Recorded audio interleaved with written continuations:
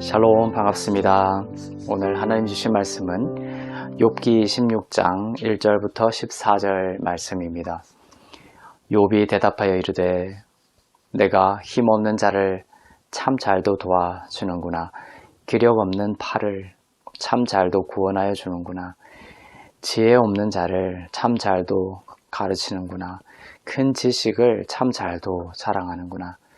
내가 누구를 향하여 말하느냐? 누구의 정신이 내게서 나왔느냐?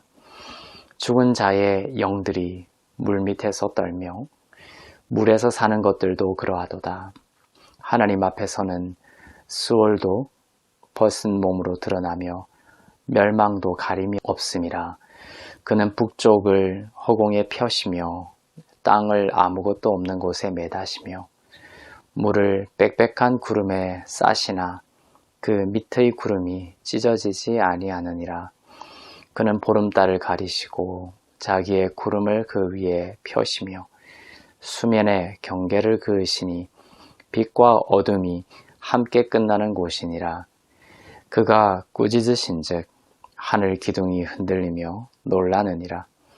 그는 능력으로 바다를 잔잔하게 하시며 지혜로 라합을 깨뜨리시며 그의 입김으로 하늘을 맑게 하시고 손으로 날렵한 뱀을 무찌르시나니 보라, 이런 것들은 그의 행사의 단편일 뿐이요 우리가 그에게서 들은 것도 속삭이는 소리일 뿐이니 그의 큰 능력의 우레소리를 누가 능히 헤아리랴. 아멘.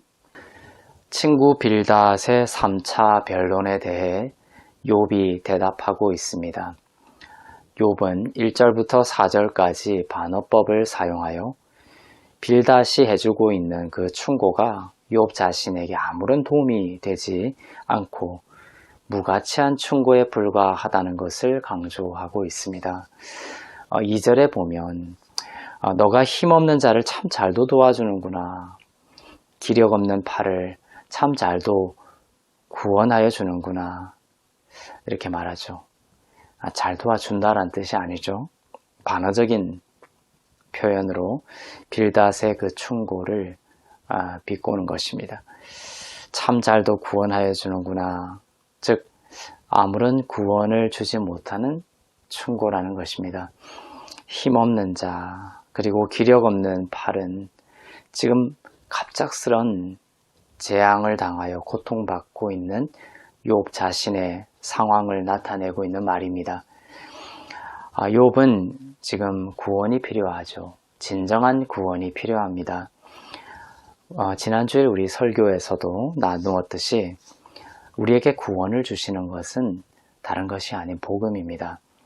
복음은 모든 믿는 자에게 구원을 주시는 하나님의 능력이 된다. 로마서 1장 16절에서 말씀을 하셨습니다. 그리고 구원을 주시는 그 복음에는 하나님의 의가 나타난다 말씀하고 있습니다. 그것이 로마서 1장 17절 말씀이죠.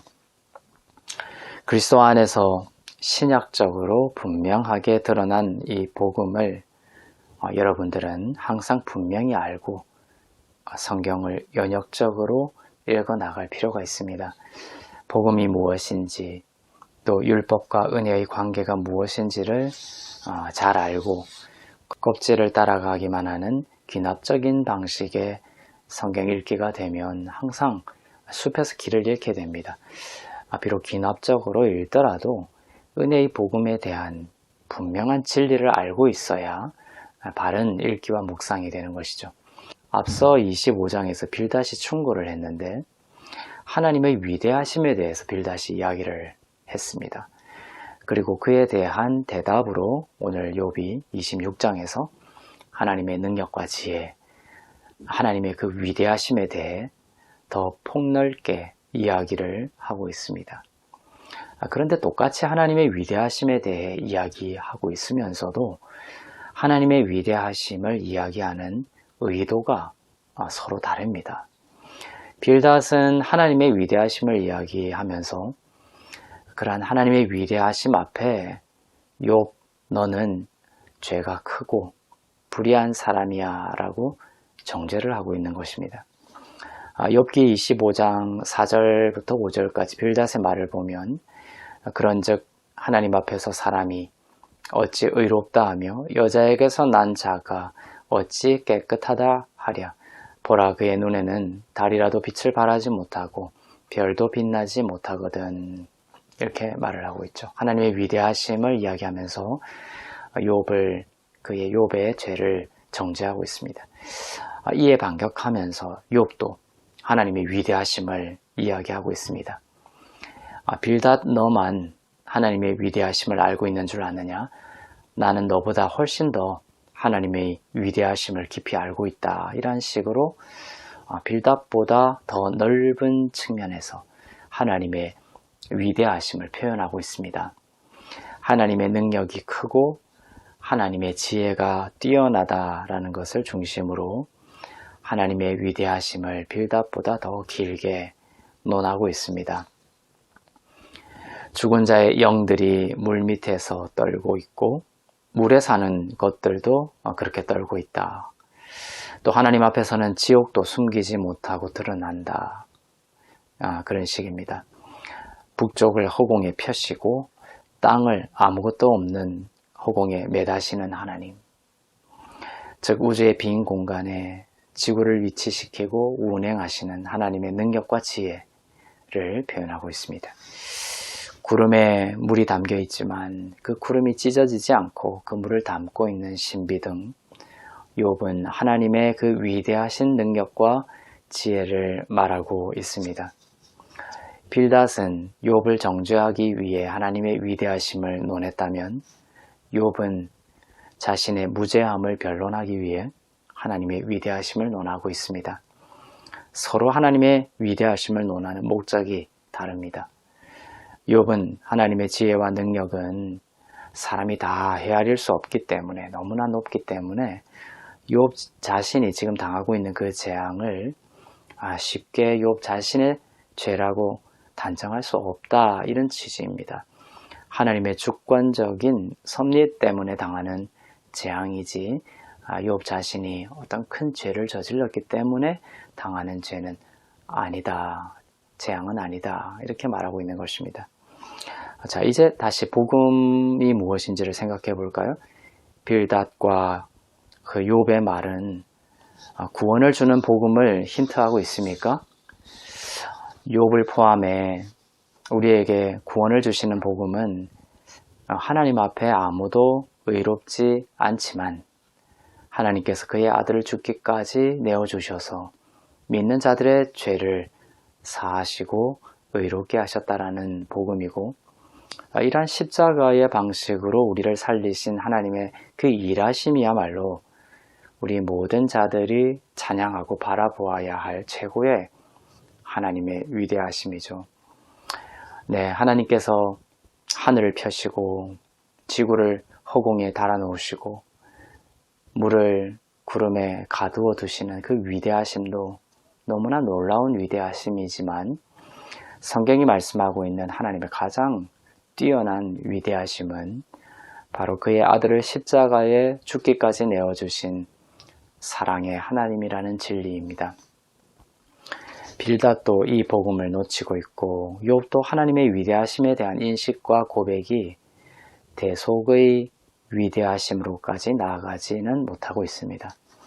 오늘날도 사람들은 하나님의 위대하심을 열을 올려가며 강하게 주장하고 또 소리 높여 논할 수 있겠지만, 복음을 통해 보여주신 하나님의 위대하심을 깨닫고 바라보지 않는다면 허공을 떠도는 헛된 메아리에 불과할 수밖에 없습니다.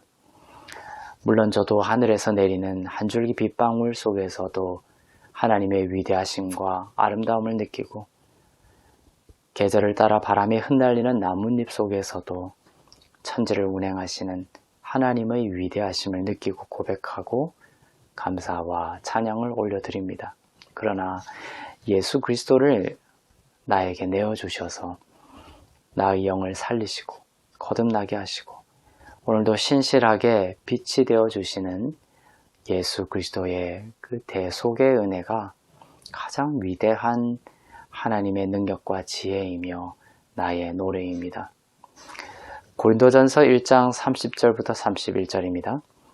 너희는 하나님으로부터 나서 그리스도 예수 안에 있고 예수는 하나님으로부터 나와서 우리에게 지혜와 의로움과 거룩함과 구원이 되셨으니 기록된 바 자랑하는 자는 주 안에서 자랑하라 함과 같게 하려 함이라. 예수 그리스도가 우리에게 지혜와 구원하심이 되십니다. 주님을 자랑하십시오. 주님을 자랑하고 주 안에서의 그 대속의 은혜를 자랑하며 구원을 맛보는 성도 여러분들 다 되시기를 주님의 이름으로 축원합니다. 기도하겠습니다.